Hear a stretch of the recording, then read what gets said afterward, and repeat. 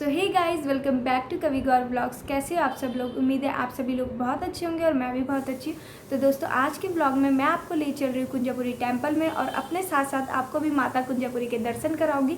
Kunjapuri temple ये जो है बहुत स्पेशल है क्योंकि ये 51 सिद्धिपीठों में से एक सिद्धिपीठ है। तो इस टेम्पल को देखना तो बनता है, तो बने रहिए मेरे साथ पूरे ब्लॉग में।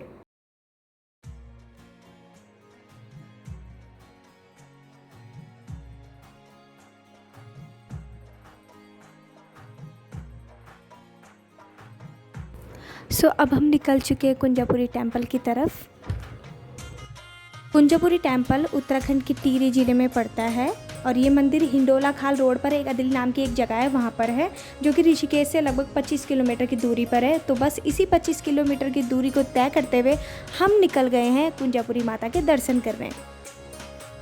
दोस्तों, मैं आपको सबसे पहले बता दूं कि कुंजापुरी जो टेम्पल है उसकी स्थापना जगत गुरु शंकराचार्य ने की थी और इस मंदिर का नाम कुंजापुरी इसलिए पड़ा क्योंकि इस स्थान पर देवी सती जो भगवान शिव की अर्धांगिनी थी का कुंज भाग यानी कि केस गिरे थे, तो इसी नाम पर इसका नाम कुंजापुरी रखा गया है।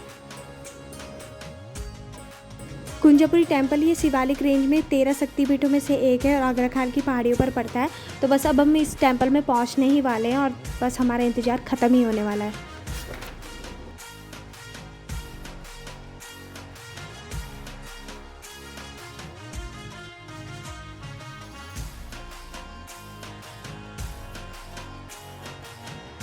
अब हम पहुंच चुके हैं कुंजापुरी टेम्पल के नीचे और यहाँ से ले रहे हैं हम प्रसाद। और ये देखिए आप आसपास का नज़ारा, और ये है सामने मंदिर के ऊपर जाने का रास्ता। और ऊपर चढ़ने के लिए हमें कम से कम 308 सीढ़ियों को चढ़ना होता है, फिर हम पहुँचते हैं माता के दरबार में।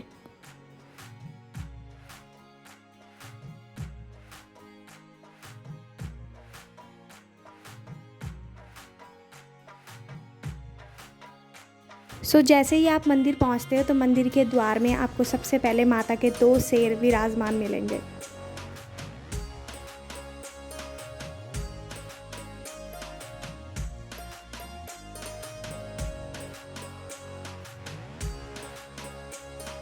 फाइनली अब हम पहुंच चुके हैं माता के मंदिर में, माता के दरबार में, और अब हम करने जा रहे हैं माता के दर्शन। और आप मंदिर में पहुँचो और आपको बंदरों के दर्शन ना हो, ऐसा तो हो ही नहीं सकता। माता की कृपा से इन बंदरों का भी बहुत अच्छा पालन पोषण हो रहा है। माता में जो भी चढ़ावा चढ़ता है तो ये बंदर इस प्रसाद को खाते हैं और अपना पेट भरते हैं। अब मैं दिखाती हूँ आपको मंदिर के चारों तरफ का नज़ारा। यहाँ जो हवा चल रही थी बहुत ज़्यादा फ्रेश थी, हमें बहुत ज़्यादा ताजगी का अनुभव हो रहा था, बहुत ज़्यादा अच्छा लग रहा था। मन कर रहा था कि बस अपना बोरिया बिस्तर लेकर यहीं बस जाओ।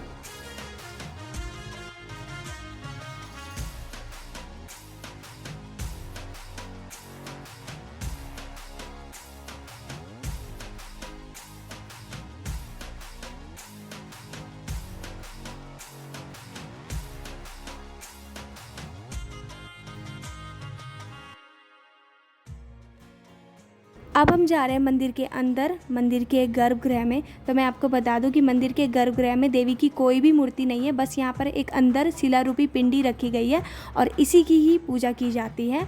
और यहाँ पर एक अखंड ज्योति निरंतर जलती रहती है। मैं आपको बता दूं कि गढ़वाल में वैसे तो सभी मंदिर में पुजारी हमेशा ब्राह्मण होते हैं, लेकिन इस मंदिर में भंडारी जाति के राजपूत ही पुजारी होते हैं, जिन्हें कि बहुगुणा जाति के ब्राह्मण शिक्षा देते हैं। मंदिर के परिसर में आपको भगवान शिव, माता दुर्गा, नंदी, भैरव और हनुमान जी की मूर्ति भी देखने को मिलेगी। वहाँ कुंजापुरी का मंदिर साल भर खुला रहता है, लेकिन आप यहाँ दर्शन करना आना चाहते हैं तो सबसे अनुकूल समय है अक्टूबर से लेकर मई तक का, क्योंकि इस समय बारिश नहीं होती है और लैंडस्लाइड का कोई भी खतरा नहीं होता है।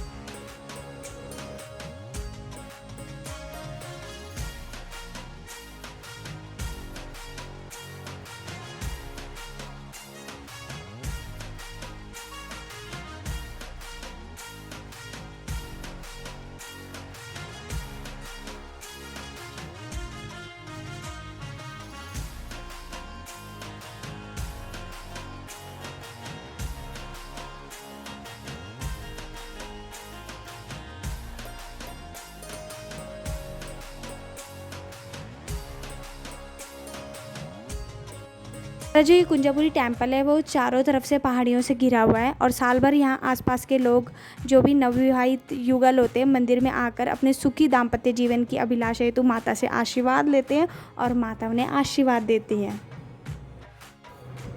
अब मैं आपको दिखाती हूँ मंदिर के पीछे का भाग जो कुछ इस तरह से दिखाई देता है।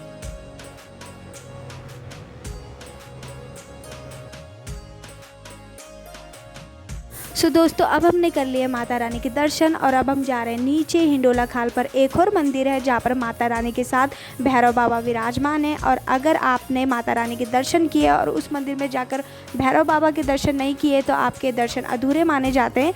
तो अब हम पहुँच चुके हैं इस वाले मंदिर पर और अब हम जा रहे हैं अंदर और ये दिखाती हूँ मैं आपको माता रानी की एक प्यारी सी झलक जहाँ पर माता रानी बहुत ज़्यादा सुंदर लग रही हैं। और मंदिर परिसर के बाहर बड़ी सी प्यारी सी हनुमान जी की मूर्ति भी थी तो उसमें हमने हनुमान जी के दर्शन भी किए। तो ऐसा लग रहा है हमारे दर्शन कंप्लीट हुए। तो ये था आज का व्लॉग।